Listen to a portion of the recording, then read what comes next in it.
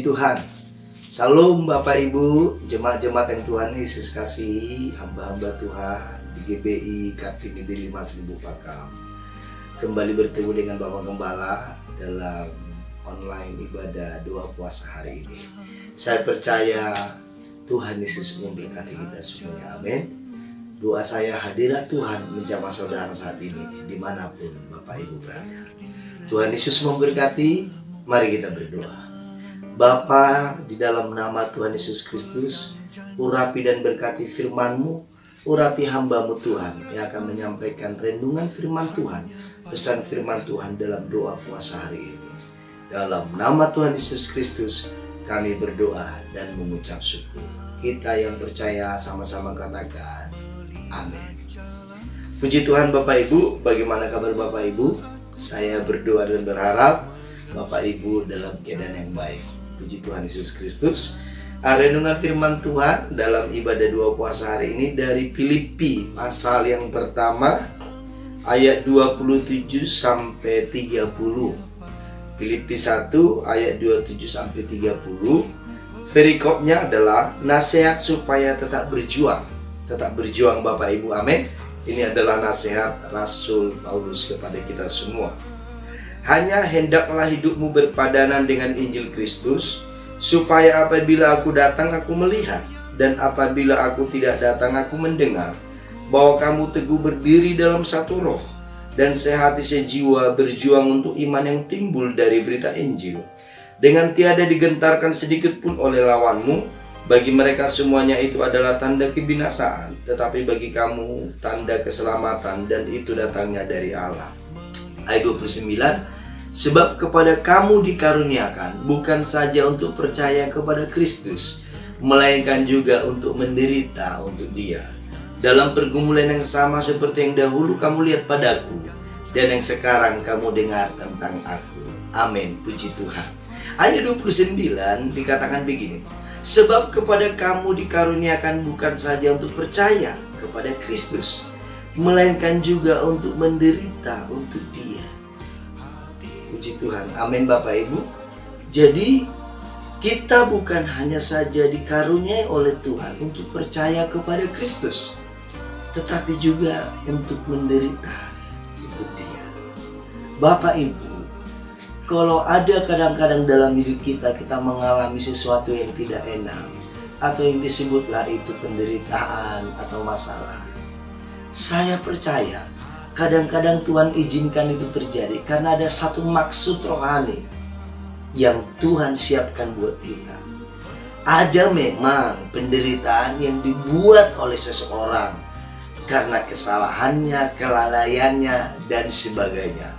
Tetapi yang dimaksud di sini adalah kita harus belajar meminta hikmat dan kebijaksanaan dari Tuhan atas hal-hal yang kita alami dalam bentuk-bentuk penderitaan, baik penderitaan jasmani, penderitaan jiwani, dan sebagainya.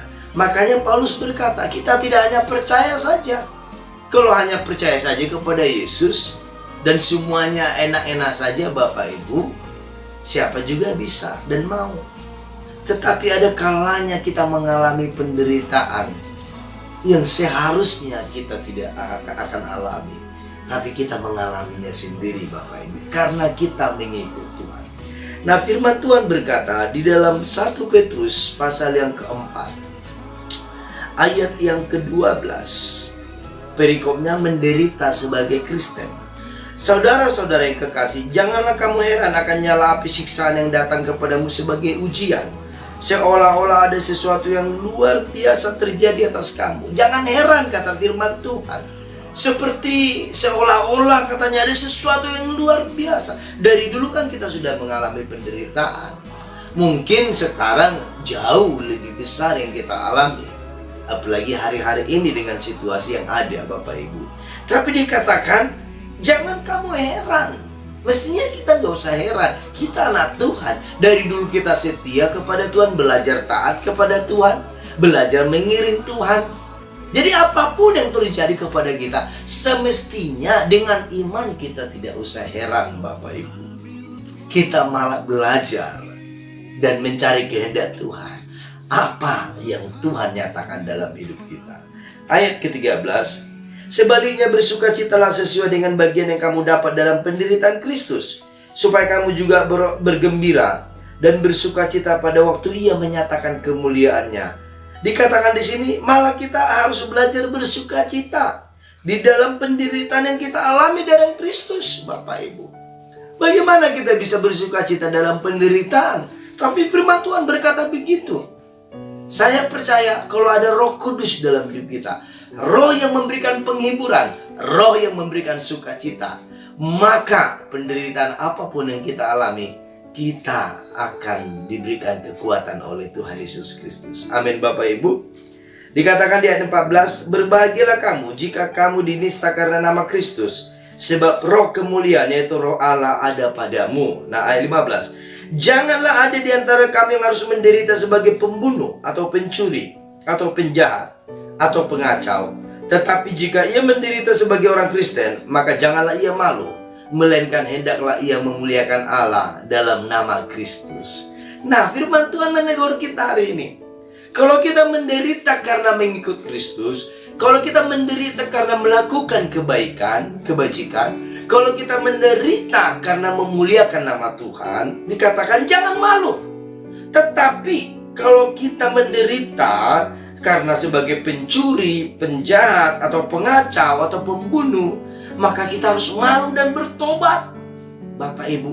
Jadi ada orang-orang tertentu yang mengalami penderitaan dan Tuhan izinkan terjadi karena dia melakukan kehendak Tuhan. Kan sering sekali kita melakukan sesuatu yang baik, orang melihat itu bukan baik, Bapak Ibu. Kita disalah mengerti, kita disalah paham oleh orang-orang di sekitar kita. Tapi firman Tuhan berkata, bersukacitalah, jangan malu, tetap berbuat baik, jangan kecewa dan jangan mundur. Karena ada penderitaan yang Tuhan izinkan terjadi dalam hidup kita, supaya nama Tuhan dipermuliakan. Dan itu sesungguhnya membuktikan kemurnian iman kita. Karena penderitaan yang kita alami, disitulah kita membuktikan apakah iman kita teguh di dalam Tuhan Yesus Kristus. Amin, Bapak Ibu. Saya percaya kita semua diberkati Tuhan. Percaya itu. Jadi jangan malu kalau engkau menderita karena melakukan kehendak Tuhan. 1 Petrus di pasal yang kedua dikatakan di ayat yang ke-16. Ayat ke-16, hai kamu hamba-hamba, tunduklah dengan penuh ketakutan kepada Tuhanmu, bukan saja kepada yang baik dan peramah, tetapi juga kepada yang bengis. Ayat 19, sebab adalah kasih karunia jika seorang karena sadar akan kehendak Allah menanggung penderitaan yang tidak harus ia tanggung, Bapak Ibu. Sebab dapatkah disebut pujian jika kamu menderita pukulan karena kamu berbuat dosa? Tetapi jika kamu berbuat baik dan karena itu kamu harus menderita, maka itu adalah kasih karunia pada Allah. Dikatakan begini, Bapak Ibu. Terus ayat 21, sebab untuk itulah kamu dipanggil, karena Kristus pun telah menderita untuk kamu dan telah meninggalkan teladan bagimu, supaya kamu mengikuti jejaknya. Firman Tuhan berkata, penderitaan yang seharusnya kita tidak alami, tapi jadi kita alami, penderitaan yang seharusnya kita tidak tanggung, tetapi jadi kita tanggung, dikatakan itu adalah kasih karunia pada Allah. Apa maksudnya kasih karunia pada Allah? Apa maksudnya penderitaan yang kita alami itu adalah kasih karunia pada Allah? Yang pertama, maksudnya Bapak Ibu adalah melalui penderitaan yang Tuhan izinkan itu terjadi, maka nama Tuhan dipermuliakan. Tetapi kita jangan membalas jahat dengan jahat, tapi balaslah kejahatan dengan kebaikan. Itulah yang disebut kasih karunia pada Allah. Yang kedua, yang dimaksud dengan kasih karunia pada Allah adalah di dalam Roma pasal yang ke-5 ayat yang ke-3 dikatakan begini, dan bukan hanya itu saja, kita malah bermegah juga dalam kesengsaraan kita, karena kita tahu bahwa kesengsaraan itu menimbulkan ketekunan, dan ketekunan itu menimbulkan tahan uji, dan tahan uji itu menimbulkan pengharapan, dan pengharapan tidak mengecewakan, karena kasih Allah telah dicurahkan di dalam hati kita oleh Roh Kudus yang telah dikaruniakan kepada kita. Yang kedua, Kasih karunia pada Allah di dalam penderitaan kita artinya adalah memberikan kesempatan kepada Tuhan untuk melakukan sesuatu yang luar biasa dalam hidup kita, untuk melakukan sesuatu yang rohani dalam hidup kita, supaya penderitaan itu membuat kita semakin bertekun mengikut Tuhan, semakin percaya. Dan ketekunan yang kita tekunin itu akan menimbulkan tahan uji. Kita semakin kuat. Dan di saat kita semakin kuat, maka pengharapan itu timbul. Jadi yang kedua, arti rohani daripada kasih karunia pada Allah dalam penderitaan kita adalah supaya pengharapan akan Tuhan timbul di dalam hidup kita.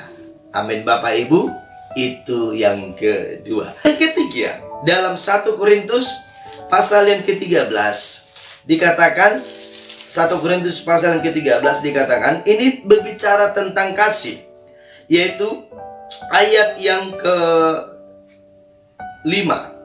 Ia tidak melakukan yang tidak sopan dan tidak mencari keuntungan diri sendiri. Ia tidak pemarah dan tidak menyimpan kesalahan orang lain. Ia tidak bersukacita karena ketidakadilan, tetapi ia bersukacita karena kebenaran. Ia menutupi segala sesuatu, percaya segala sesuatu, mengharapkan segala sesuatu, sabar menanggung segala sesuatu. 1 Korintus 13 dikatakan bahwa kasih itu sabar menanggung segala sesuatu. Jadi arti rohani daripada kasih karunia pada Allah dalam penderitaan kita adalah berbicara tentang kasih dalam hidup kita. Dan penderitaan itu akan membuktikan kasih yang sesungguhnya dalam hidup kita, apakah ada atau tidak. Amin Bapak Ibu. Saya percaya kita semua diberkati hari ini. Apapun yang kau alami hari ini, mari kita berkata, Tuhan, kalaupun Tuhan izinkan ini dan itu terjadi dalam hidupku, saya tahu itu kasih karunia pada Allah. Tuhan Yesus memberkati. Saya percaya semua Bapak Ibu diberkati oleh Tuhan Yesus Kristus. Amin. Mari kita berdoa. Bapa, terima kasih hamba-Mu sudah menyampaikan renungan firman-Mu dalam doa puasa hari ini. Saya berdoa semua yang melihat dan mendengarkan firman Tuhan ini melalui ibadah online, Tuhan Yesus memberkati. Yang lemah dikuatkan, yang sakit disembuhkan, yang berbeban berat Tuhan berikan kelegaan sentosa, dan Tuhan membuka jalan-jalan yang baru buat semua anak-anak-Mu yang sedang mengalami pergumulan yang berat. Tuhan nyatakan mujizat-Mu. Terima kasih Bapa. Dalam nama Tuhan Yesus Kristus kami berdoa dan mengucap syukur. Haleluya, haleluya. Amin.